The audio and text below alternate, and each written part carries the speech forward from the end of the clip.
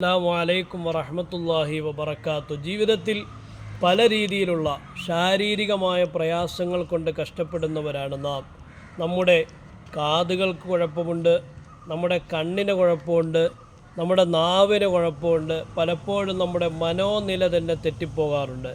ഇങ്ങനെയുള്ള കഠിനമായ പരീക്ഷണങ്ങളിലൂടെ നാം കടന്നു പോകുമ്പോൾ അള്ളാഹു നൽകിയ എല്ലാ അവയവങ്ങളിലുമുള്ള ആഫിയത്ത് എന്ന് പറയുന്ന അനുഗ്രഹത്തെ നിലനിർത്താൻ നാം എന്താണ് ചെയ്യേണ്ടത്?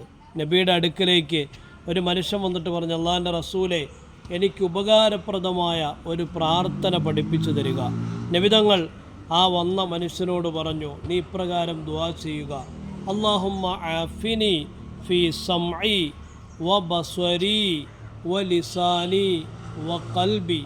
അല്ലാഹുമ്മ ആഫിനി ഫീ സംഇ, അല്ലാഹുവേ, എൻ്റെ കേൾവിയിൽ നീ ആഫിയത്ത് തരണമേ, എൻ്റെ കാഴ്ചയിൽ നീ ആഫിയത്ത് തരണമേ, എൻ്റെ നാവിൽ നീ ആഫിയത്ത് തരണമേ, എൻ്റെ ഹൃദയത്തിൽ നീ ആഫിയത്ത് തരണമേ. എല്ലാ പരീക്ഷണങ്ങളിൽ നിന്നുള്ള രക്ഷാകവചമാണ് ആഫിയത്തിന് വേണ്ടിയുള്ള ഈ പ്രാർത്ഥന. ഇത് പതിവാക്കുക. അള്ളാഹു നമ്മെ അനുഗ്രഹിക്കുമാറാവട്ടെ.